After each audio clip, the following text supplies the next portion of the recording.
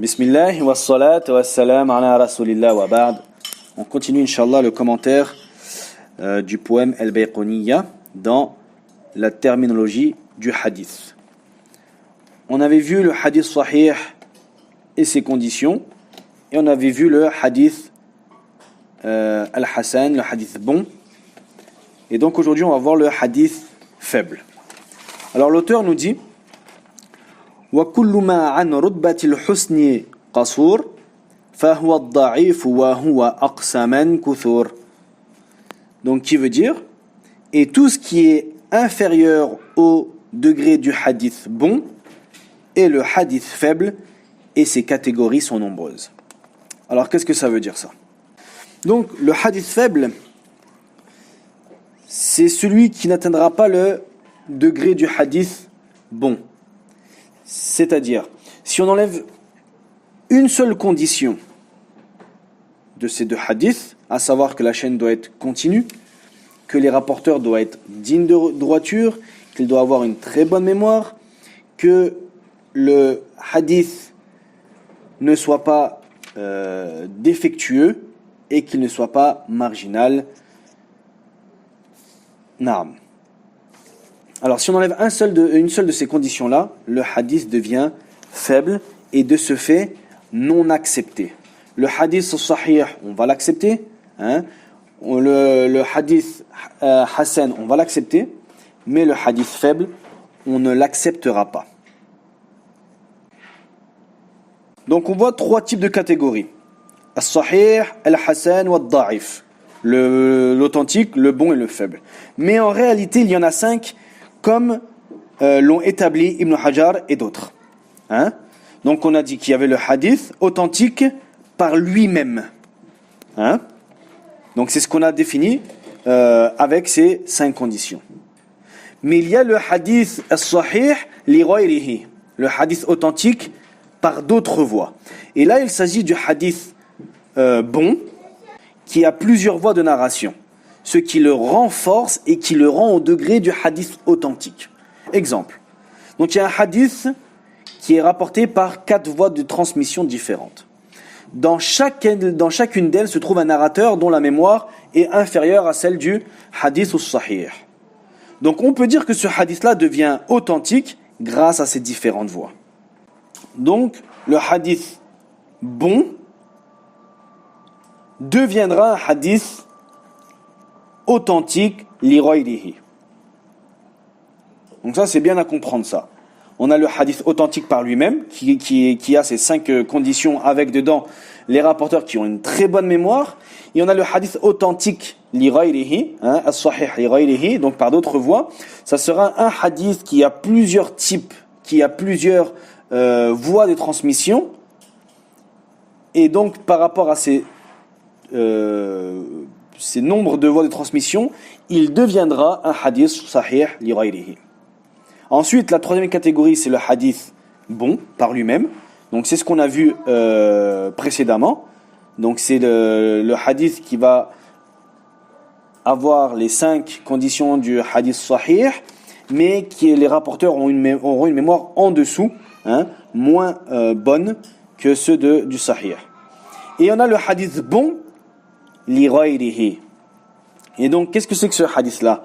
Il s'agit du hadith faible, al-da'if, celui qu'on n'accepte pas, mais qui va être rapporté par plusieurs voies de transmission et qui vont se renforcer mutuellement. Et donc, à ce moment-là, il y aura plusieurs voies de transmission qui se renforcent et il deviendra un hadith bon li ghayrihi, par d'autres voies de transmission. Et donc, la cinquième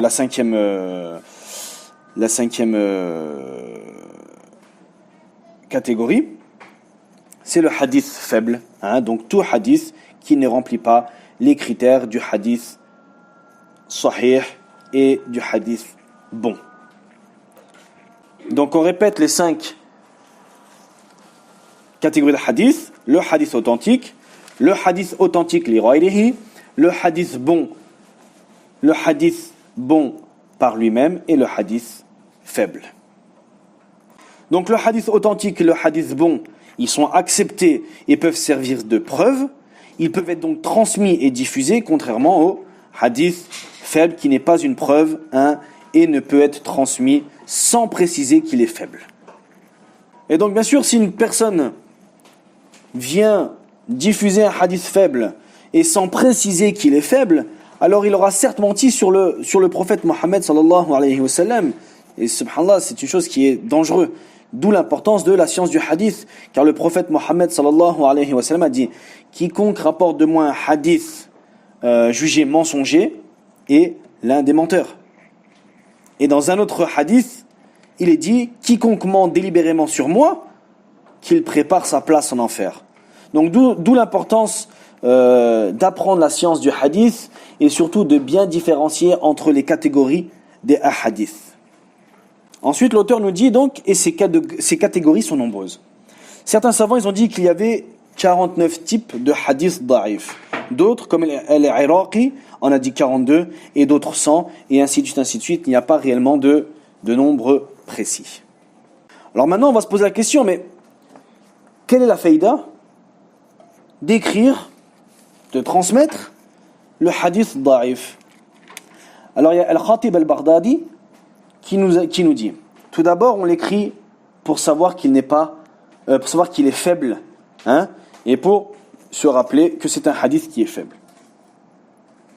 Ensuite, à l'époque, il les écrivait pour voir si d'autres personnes, à d'autres époques, pouvaient rassembler les différentes chaînes de transmission pour le ramener au hadith Hasan li ghayrihi, comme on l'expliquait plus tôt. Et bien sûr, le contenu du hadith da'if, il peut être renforcé par d'autres hadiths, et de ce fait avoir une catégorie au-dessus.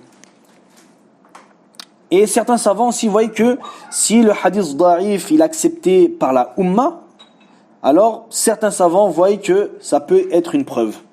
Si un hadith da'if est accepté par l'ensemble de la Ummah, alors il peut être utilisé comme une preuve, wallahu ta'ala a'lam. Maintenant la question c'est, est-ce qu'on accepte le hadith da'if ou pas?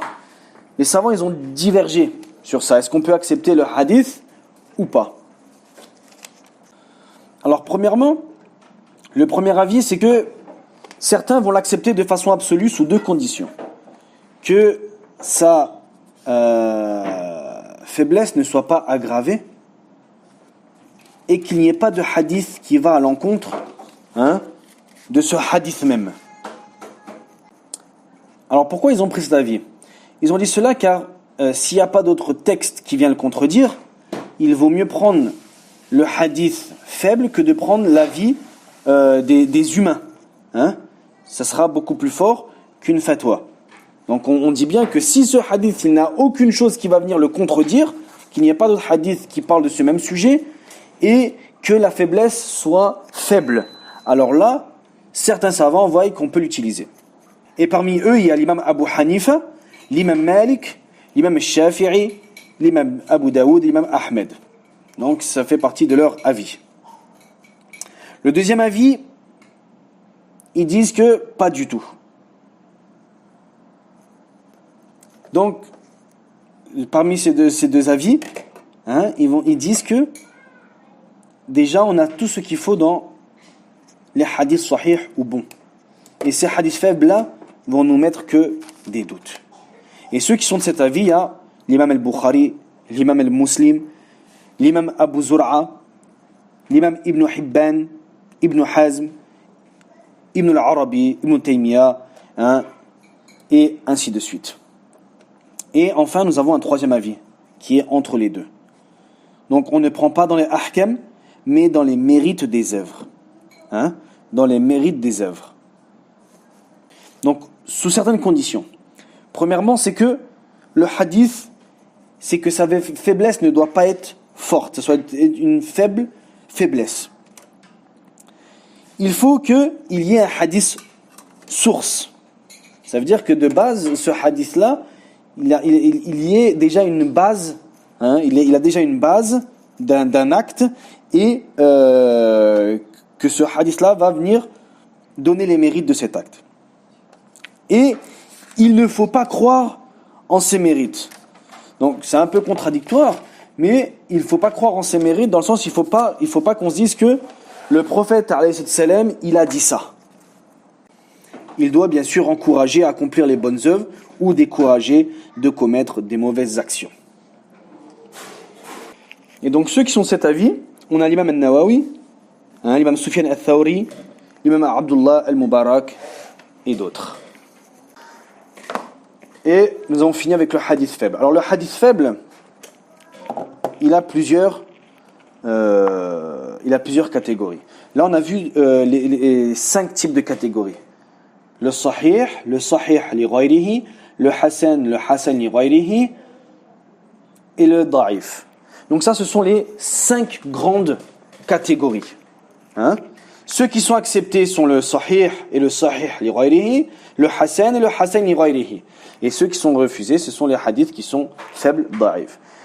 Et ensuite, donc tous les autres types de hadiths qu'on va voir, ils rentreront dans ces 5 sous-catégories. Ils rentreront dans ces 5 sous-catégories. Par exemple, si on va parler du hadith al-mursal, donc c'est celui où un compagnon est absent dans la chaîne de transmission, on le va voir après, il fera partie des hadiths faibles. Si on va parler du hadith munqati', ça sera un hadith dont la chaîne sera coupée, et il fera partie des hadiths qui sont faibles. Ensuite, on peut avoir le hadith musalsal, c'est celui qui a été transmis d'une manière, à chaque fois de la même manière. Par exemple, le prophète Mohammed sallam m'a raconté en souriant.